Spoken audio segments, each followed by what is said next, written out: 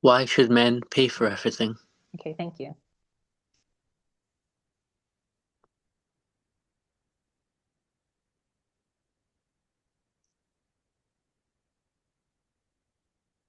Beyond this experience,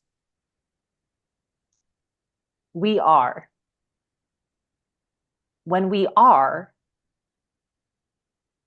we just are. There is no knowing. There is no witnessing. There is no time. There are no bodies. There are no stories. Nothing happens, but we just are. So if we want to experience and know, there are many, many things that need to happen and there have to be constraints. So, for example, we decide to inhabit characters that look like you and me. We have to have the constraint of something that looks like time. Time is completely an illusory um, feature of what makes this thing catch, like what seems like reality. It catches so that we can kind of tactilely do things here. But there, uh, time is not a thing. So when we come down here to do things, to know, we have to split into masculine and feminine. And this is embodied many, many, many different ways. But one of the ways in which it's embodied is man and woman. So man is a way to express masculinity, and woman is a way to express masculinity. And in this way, by splitting and having this duality, this duality also encompasses good and evil. By splitting and having this duality, suddenly now we have different roles where the woman can be just as we all were up there. The woman just is.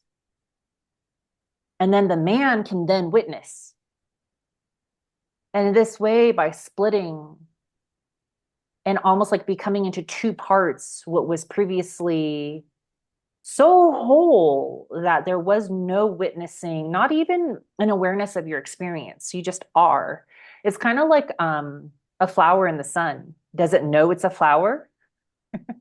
Does it understand this is the sun? I am a flower. We are two different things, and now we're having an interaction. It just is, right? The flower just is having some kind of experience, but is it experiencing? Like, does it know? Does it have kind of awareness? Does it know that it's having an experience? It just so is that um now this is like, depending on what you want to say about experiencing, but like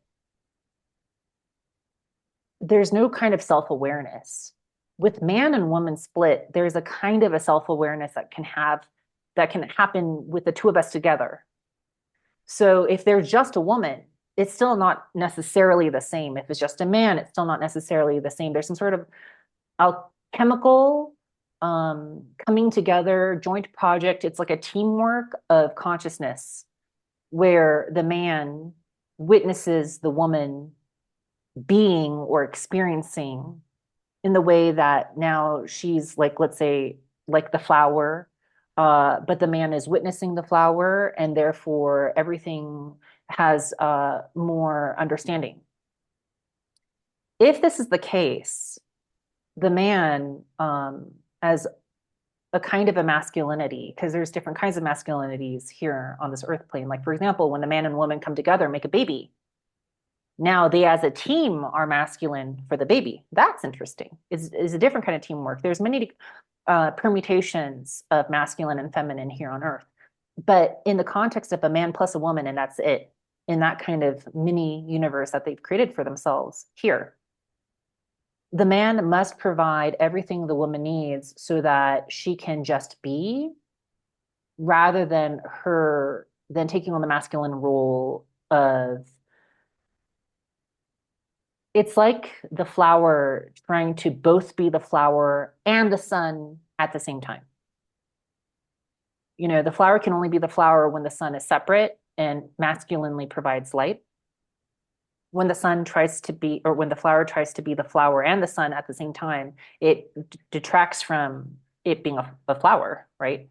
So when the man provides the nutrition, provides the space, provides the safety for the physical comfort of the woman, this is a permutation of spiritually the man acting masculine so that the woman can be. And whatever she wants to do, including even like have her own job and earn her own money, if that is her being her, that's great, that's fine. But she shouldn't be having to do that in order to just survive here. You know, this is an illusion, but whatever, what it feels like surviving here, it feels like you need to have money or food or a place to live. We're dreaming, so it's actually not true. But anyway, it feels like that. So if she's too busy doing all that stuff, she cannot then embody and be the feminine. She can't just be, you know, she can't just be experiencing herself. And therefore, the spiritual project has failed. So I want to point out that this has nothing to do with culture. This has nothing to do with tradition. This has nothing to do with anything that's a received idea. This has to do with this, the very core fundamental principle of cosmically the origin point of the experiment of what this is. You know, this is a cosmic experiment. So the man providing for the woman in terms of like food and shelter, safety, this is part of his role of ultimately becoming the witness. And it's very important for her to be. So anything that takes her like into her mind, makes her worried, makes her preoccupied with survival, that keeps her from being. You know, the flower is never preoccupied with survival, correct? The flower is never preoccupied with when am I going to get rain again? When is the sun going to come out again? It just rests in is. It is. And the sun is separate. The sun provides the nutrition, for example, right? And the sky provides other kinds of nutrition, like the rain and stuff. Any thoughts, questions, or comments? All right. Thank you for that question. Bye. See you next time.